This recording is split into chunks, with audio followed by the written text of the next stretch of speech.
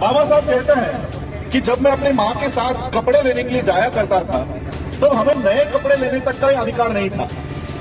दूर से ही उस दुकानदार को पैसे रखने होते थे और वो दुकान वाला, कपड़े बेचने वाला, नया कपड़ा लेकर पहले उसे पानी में भिगोता था और फिर उसको कीचड़ में घस कर वो देता था।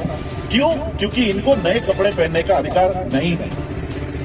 जिस बच्चे को पूरे पैसे लेने के बावजूद भी नए कपड़े नहीं मिलते थे, उन्हीं बाबा साहब अम्बेडकर जी ने हमारे इतनी बदलाव कर दिए कि उन्हीं की तीसरी पीढ़ी आज कोर्ट में टाई में घूमती है। इतना बड़ा बदलाव बाबा साहब अम्बेडकर जी के कार्य का है। यही इतिहास हम लोगों को पता होना चाहिए, इसलिए ये स्टैच्यू यहाँ पर अनावरण किया गया है। बाबा साहब ने बैलगाड़ी वाले से कहा कि आपके पास जो पानी है वो पानी मुझे दो, मुझे बहुत प्यास लगी है, मुझे प्यास लगी है। बैलगाड़ी वाले ने कहा कि मैं अपना पानी तुम्हें नहीं पिला सकता क्योंकि तुम अछूतों के बच्चे हो, लेकिन आगे अगर कोई तालाब आता है तो मैं ये गाड़ी रोक दूंगा, तुम लोग पानी पी के आ जाना। बहुत देर हो गई, कोई तालाब नहीं आ रहा था, कोई पानी का सोर्स नहीं आ रहा था। बैलगाड़ी वाले को भी तरस आ रहा था, लेकिन वो इस भारत में चलते हुए जाति व्यवस्था के तहत अपना पानी चाहते हुए भी वो बच्चों को नहीं पिला सकता था। उस बैलगाड़ी वाले को दूर से कुछ चमकता हुआ दिखा, उसे लगा तालाब आ गया है। उसने गाड़ी रोकी और सभी बच्चों को कहा कि देखो वहां पर कुछ पानी दिखाई दे रहा है, जाओ जाकर पानी पीकर आओ। सभी बच्चे दौड़ते हुए उस पानी के नजदीक गए और नजदीक जाकर देखा तो क्या, ये तो कीचड़ है, ये तो कीचड़ है, इसमें पानी है ही नहीं, लेकिन प्यास लगी थी। बाबा साहब ने वो कीचड़ हटाया और जो गंदा मैला पानी था वो झुककर बाबा साहब ने वो गंदा और मैला पानी बाबा साहब ने पिया। बाबा साहब फिर अपने पिता जहां पर थे उस सफर के लिए शुरू हो गए। थोड़ी देर बाद वो अपने पिता के यहां पहुंचे। पिता ने देखा ये क्या हालत है मेरे बच्चों की, ये क्या हालत हो गई मेरे बच्चों की, सारे कपड़े खराब हो गए, मुंह पर मट्टी लगी है। और फिर बाबा साहब ने, छोटे बाबा साहब ने अपने पिता को सारी हकीकत बताई। अपने पिता से सवाल किया कि बाबा, पिताजी मेरे साथ ऐसा क्यों सलूक होता है, मेरे साथ ऐसा क्यों सलूक किया गया, मुझे बैलगाड़ी में क्यों बैठने नहीं दिया गया, मुझे पानी क्यों दिया नहीं गया, मुझे क्यों कीचड़ का पानी पीने के लिए मजबूर कर दिया गया। पिता ने क्या जवाब दिया पता है? पिता ने कहा कि बेटे यही व्यवस्था तुझे बदलनी है, यही व्यवस्था तुझे बदलनी है। और उसी बच्चे ने, जिस बच्चे को गाड़ी में बैठने नहीं दिया गया था, बैलगाड़ी में, जिस बच्चे को बैलगाड़ी में बैठने नहीं दिया गया था, जिस बच्चे को पानी पीना नहीं दिया गया था, कीचड़ का पानी पीने के लिए मजबूर कर दिया गया था, उसी बच्चे ने इस देश का संविधान लिखा। और आज हम बैलगाड़ी छोड़ो हवाई जहाज उड़ाते हैं, हवाई जहाज में बैठते हैं और कीचड़ का पानी नहीं, ये बिस्लरी का पानी हम लोग पी रहे हैं। ये इतना बड़ा बदलाव, इतनी बड़ी क्रांति डॉक्टर बाबा साहब अम्बेडकर जी ने की है। लेकिन इस क्रांति को हमें, हमारे ये जो नेक्स्ट जनरेशन यहाँ पर खड़ी है, इन तक लेकर जाना होगा और ये जिम्मेदारी हमारी है। बराक ओबामा कहते हैं कि अम्बेडकर अगर हमारे देश में पैदा होते तो हम सूरज का नाम बदलकर उसे अम्बेडकर का नाम दे देते। हम लोगों को बाबा साहब को जाति धर्म से ऊपर देखना होगा। अम्बेडकर है, बाबा साहब है, यानी ये पिछड़े जाति के थे।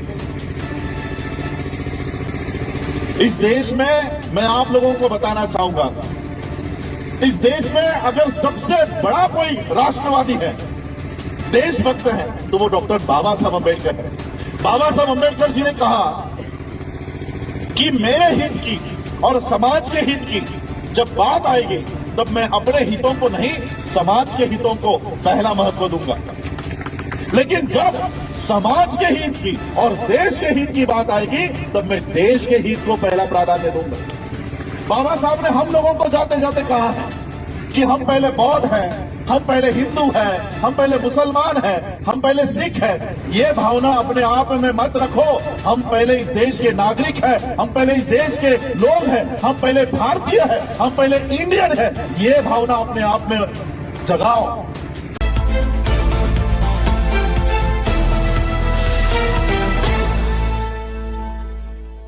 मंच पर उपस्थित सभी मान्यवर और जिन्होंने मुझे यहाँ आमंत्रित किया, अंबेडकर वेलफेयर ट्रस्ट के गोविंद जी और उनके सभी साथियों को, और यहाँ पर उपस्थित सभी मेरे भाइयों को, बहनों को और माताओं को राजरत्न अम्बेडकर की तरफ से जय भीम। आज हम लोग यहाँ पर डॉक्टर बाबा साहब अम्बेडकर जी के स्टैचू का अनावरण करने के लिए इकट्ठा हुए हैं। मैं आप सभी लोगों से ये कहना चाहूंगा, जब मैं जम्मू में उतरा, जम्मू एयरपोर्ट पे, तो दूर से जब मैंने जम्मू एयरपोर्ट को देखा तो जम्मू के नीचे लिखा हुआ था the land of temples. Jammu को लैंड ऑफ टेम्पल्स कहते हैं। आज यहाँ पर बाबा साहब अम्बेडकर जी की मूर्ति का हम लोग अनावरण कर रहे हैं। जम्मू का उधमपुर ये एक डिस्ट्रिक्ट है, लेकिन मैं आप लोगों से ये कहना चाहता हूं कि जिस जगह पर डॉक्टर बाबा साहब अम्बेडकर जी की मूर्ति का यहाँ पर अनावरण किया गया है, यहां से 10 किलोमीटर के दायरे तक, 10 किलोमीटर के रेडियस तक मंदिर के बाहर बैठने वाले नहीं बल्कि संसद के अंदर बैठने वाले लोग तैयार होने चाहिए। ऐसी क्रांति यहाँ पर आप लोगों को करनी होगी। प्रशासन में बैठने वाले लोग, न्यायपालिका के अंदर बैठने वाले लोग, chief justice of India supreme court के कुर्सी पर जाकर बैठने वाले लोग इस उधमपुर से, यहाँ से तैयार होने चाहिए। ये बाबा साहब अम्बेडकर जी की मूर्ति का अनावरण का सही मायने में बाबा साहब अम्बेडकर जी को अभिवादन होगा। बाबा साहब अम्बेडकर जी मूर्तियों में नहीं है। बाबा साहब अम्बेडकर जी आज भी हमारे में जिंदा है, उनके राइटिंग और स्पीचेस में, उन्होंने लिखे हुए किताबों में। हम लोगों को उसे भी पढ़ना चाहिए। जैसे रजक जी ने कहा कि मूर्तियों को क्यों आवश्यकता होती है, क्योंकि ये हमें प्रेरणा देती है। जो हमारे इतिहास को भूल जाएगा वो कभी इतिहास रच नहीं पाएगा। आज जब हम जम्मू से निकले, 100 गाड़ियों का काफिला हमारे आगे पीछे था।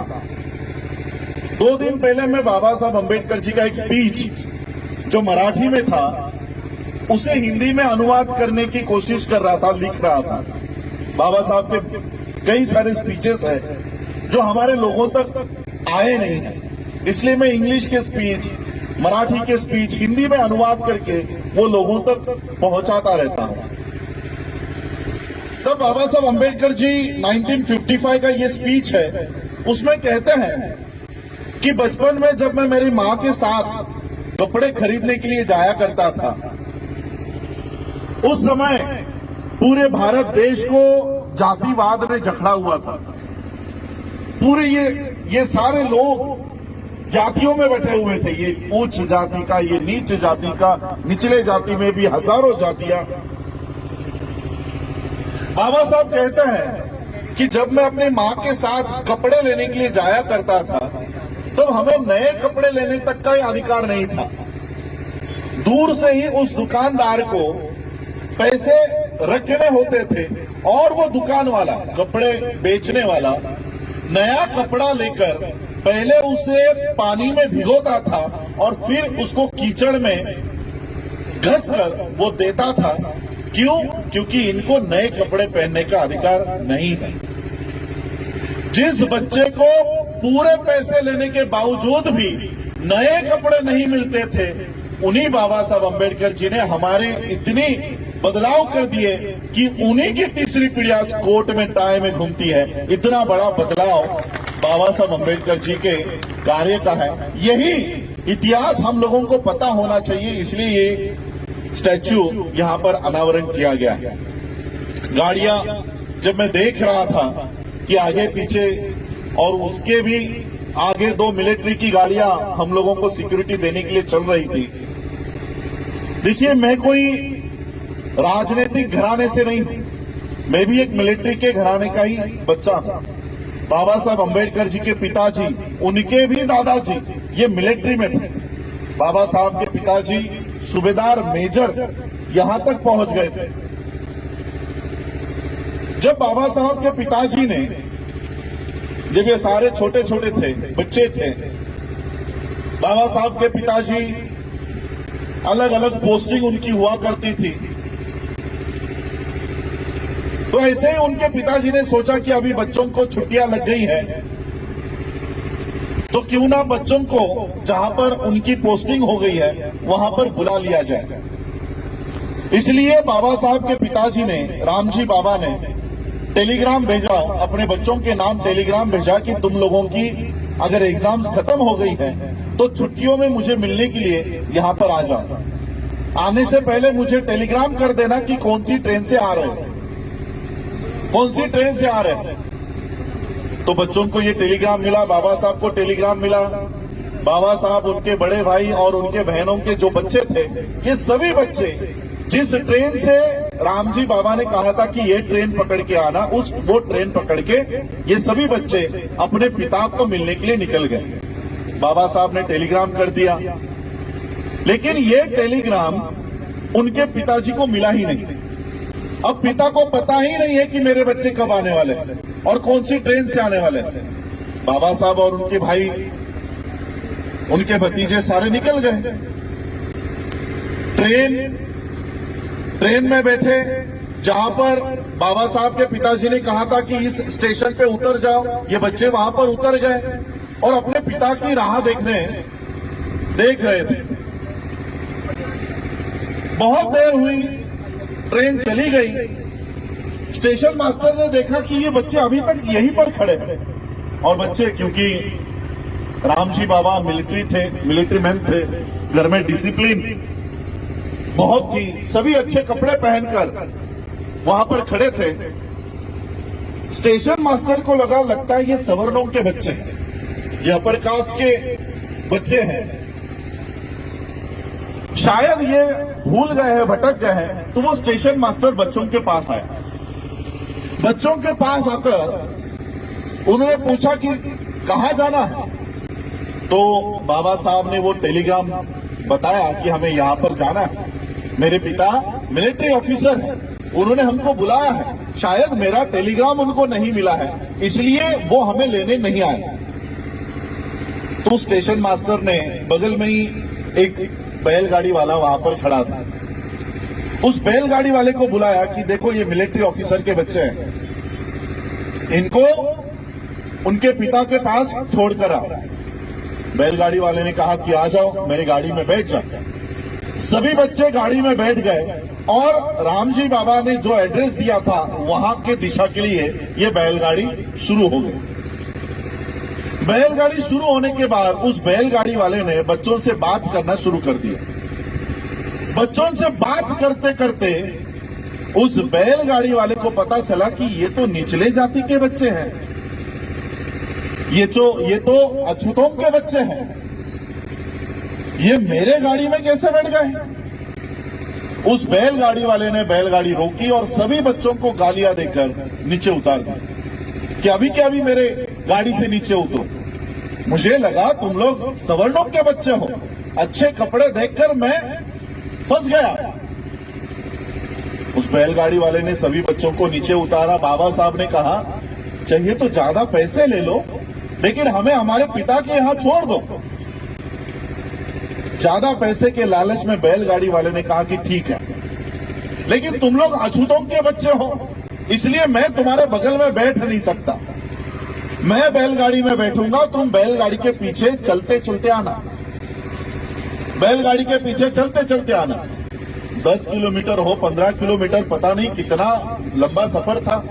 सभी बच्चे बैलगाड़ी के पीछे चलते चलते जा रहे थे।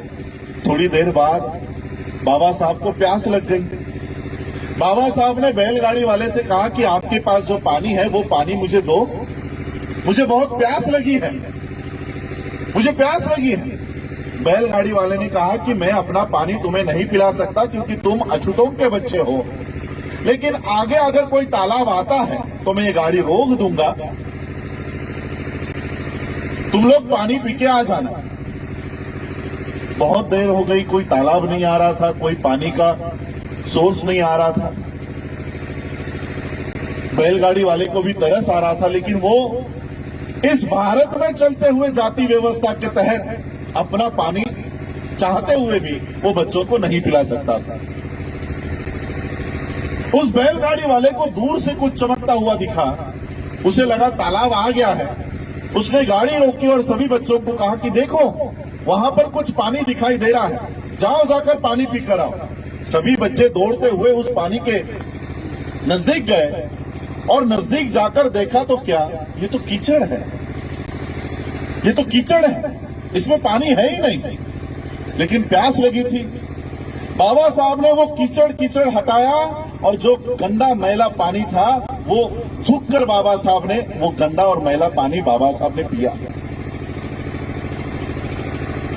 बाबा साहब फिर अपने पिता जहां पर थे उस सफर के लिए शुरू हो गए। थोड़ी देर बाद वो अपने पिता के यहां पहुंचे। पिता ने देखा ये क्या हालत है मेरे बच्चों की, ये क्या हालत हो गई मेरे बच्चों की, सारे कपड़े खराब हो गए, मुंह पर मट्टी लगी है। और फिर बाबा साहब ने, छोटे बाबा साहब ने अपने पिता को सारी हकीकत बताई। अपने पिता से सवाल किया कि पिताजी मेरे साथ ऐसा क्यों सलूक होता है, मेरे साथ ऐसा क्यों सलूक किया गया, मुझे बैलगाड़ी में क्यों बैठने नहीं दिया गया, मुझे पानी क्यों दिया नहीं गया, मुझे क्यों कीचड़ का पानी पीने के लिए मजबूर कर दिया गया। पिता ने क्या जवाब दिया पता है? पिता ने कहा कि बेटे यही व्यवस्था तुझे बदलनी है, यही व्यवस्था तुझे बदलनी है। और उसी बच्चे ने, जिस बच्चे को गाड़ी में बैठने नहीं दिया गया था, बैलगाड़ी में, जिस बच्चे को बैलगाड़ी में बैठने नहीं दिया गया था, जिस बच्चे को पानी पीना नहीं दिया गया था, कीचड़ का पानी पीने के लिए मजबूर कर दिया गया था, उसी बच्चे ने इस देश का संविधान लिखा। और आज हम बैलगाड़ी छोड़ो हवाई जहाज उड़ाते हैं, हवाई जहाज में बैठते हैं और कीचड़ का पानी नहीं, ये बिस्लरी का पानी हम लोग पी रहे हैं। ये इतना बड़ा बदलाव, इतनी बड़ी क्रांति डॉक्टर बाबा साहब अम्बेडकर जी ने की है। लेकिन इस क्रांति को हमें हमारे ये जो नेक्स्ट जनरेशन यहाँ पर खड़ी है इन तक लेकर जाना होगा। और ये जिम्मेदारी हमारी है, ये हमारी जिम्मेदारी है। मैं सिर्फ भारत में ही नहीं, बाबा साहब अम्बेडकर जी के स्टैच्यूज का इनॉग्रेशन करने के लिए देश विदेशों में मुझे आमंत्रित किया जाता है। बाबा साहब अम्बेडकर जी के लिए रजक जी ने कहा कि कोलंबिया यूनिवर्सिटी में 100 सबसे विद्वान लोगों में सबसे पहला क्रमांक बाबा साहब का आया। उन्हीं बाबा साहब के लिए बराक ओबामा का नाम आप लोगों ने सुना होगा, पूर्व राष्ट्रपति थे यूएस के। इन्होंने डॉक्टर बाबा साहब अम्बेडकर जी के लिए शब्द कहे हैं। बराक ओबामा कहते हैं कि अम्बेडकर अगर हमारे देश में पैदा होते तो हम सूरज का नाम बदलकर उसे अम्बेडकर का नाम दे देते। हम लोगों को बाबा साहब को जाति धर्म से ऊपर देखना होगा। अम्बेडकर है, बाबा साहब है, यानी ये निचले जाति के थे। इस देश में मैं आप लोगों को बताना चाहूंगा, इस देश में अगर सबसे बड़ा कोई राष्ट्रवादी है, देशभक्त है, तो वो डॉक्टर बाबा साहब अम्बेडकर है। बाबा साहब अम्बेडकर जी ने कहा कि मेरे हित की और समाज के हित की जब बात आएगी तब मैं अपने हितों को नहीं, समाज के हितों को पहला महत्व दूंगा। लेकिन जब समाज के हित की और देश के हित की बात आएगी तब मैं देश के हित को पहला प्राधान्य दूंगा। बाबा साहब ने हम लोगों को जाते जाते कहा है कि हम पहले बौद्ध हैं, हम पहले हिंदू हैं, हम पहले मुसलमान हैं, हम पहले सिख हैं। ये भावना अपने आप में मत रखो। हम पहले इस देश के नागरिक हैं, हम पहले इस देश के लोग हैं, हम पहले भारतीय हैं, हम पहले इंडियन हैं। ये भावना अपने आप में जगाओ, ये भावना अपने आप में होनी चाहिए। लेकिन ये भावना आज भी हम लोगों में तैयार नहीं होती। मुसलमानों के ऊपर अगर कोई अन्याय होता है, अत्याचार होता है, तो हम कहते हैं जाने तो वो मुसलमानों के लिए हो रहा है, हमारा क्या लेना देना। सिखों के लिए अगर कुछ उनके ऊपर अन्याय होता है तो बाकी के लोग कहते हैं जाने तो वो सिखों का आपस का मसला है, वो आपस में देख लेंगे। हिंदुओं के ऊपर अगर कुछ होता है तो हम बाकी के लोग कहेंगे वो हिंदुओं का आपस का मामला है। ऐसे ही अगर हम विभाजित होते रहे तो फिर से वो गुलामगिरी हम लोगों के ऊपर वापस आ जाएगी। इसलिए हम लोगों को एक होकर लड़ना है। दुश्मन की कोई जाति नहीं होती, कोई धर्म नहीं होता। इसलिए हम लोगों को एक होकर ये लड़ाई लड़नी होगी।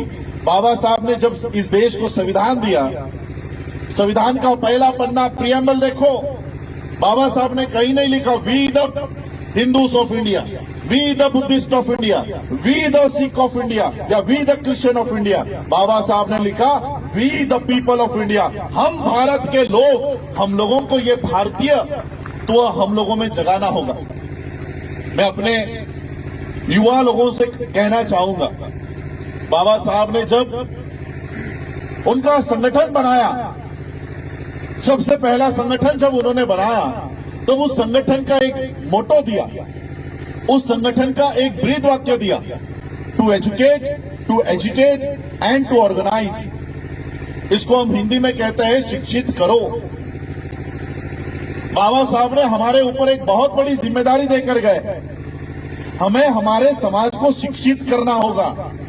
हम क्या कर रहे हैं? शिक्षित बनो। सिर्फ शिक्षित बनने तक ही बाबा साहब के अधिकारों का इस्तेमाल कर रहे हैं कि बाबा साहब ने कहा शिक्षित बनो, तो 10वीं पास कर लिया, 12वीं पास कर लिया, ग्रेजुएशन कर लिया, पोस्ट ग्रेजुएशन कर लिया, शादी कर लिया, बस खत्म, हमारा काम खत्म हो गया। बाबा साहब ने कहीं नहीं कहा कि शिक्षित बनो। बाबा साहब ने हमारे ऊपर जिम्मेदारी दी है कि शिक्षित करो। जो लोग पढ़ाई लिखाई नहीं कर पाते, जो लोग ये जान नहीं पाते, उन लोगों तक जाओ और बाबा साहब का ये संदेश पहुंचाओ, इस देश का संदेश पहुंचाओ। उन लोगों को शिक्षित करने का काम भी हम लोगों का है, हम लोगों का। और इसलिए हम लोगों को वो काम भी करना होगा। आज यहाँ पर महिलाओं की तादाद बड़े पैमाने पर है। मैं आप लोगों को भी कहना चाहूंगा, बाबा साहब जब अपनी पीएचडी कर भारत लौट रहे थे, अपनी डिग्री पूरी करके बाबा साहब जब लौट रहे थे, तो बाबा साहब के कार्यकर्ताओं ने, बाबा साहब के चाहने वाले लोगों ने मुंबई में बाबा साहब अम्बेडकर जी का एक सत्कार समारोह रखा कि बाबा साहब जैसे ही बोर्ड से उतरेंगे उनका हम सत्कार करेंगे। ये पंडाल वगैरह डालना, उसका आयोजन चल रहा था।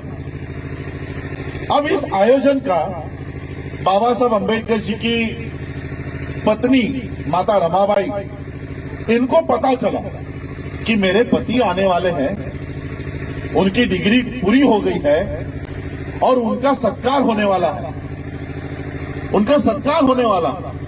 बाबा साहब का यानी मेरे पति का सत्कार मुझे अपनी आंखों से देखना है। ये एक छोटी सी इच्छा माता रमाई ने व्यक्त की कि मुझे अपने पति का सत्कार अपनी आंखों से देखना है। लेकिन माता रमाई की एक बहुत बड़ी समस्या थी। समस्या ये थी, अब बाबा साहब का सत्कार होने जा रहा है, तो उनके सत्कार में मैं क्या पहनकर जाऊं? क्योंकि जो साड़ी माता रमाई ने पहनी हुई थी वो 7 जगहों से फटी हुई थी। अब इतने विद्वान व्यक्ति का सत्कार होने जा रहा है और उनकी पत्नी ऐसे फटे साड़ी में जाए, लोग बाबा साहब को नाम रखेंगे कि अपनी पत्नी को देखो किस हालात में रखे।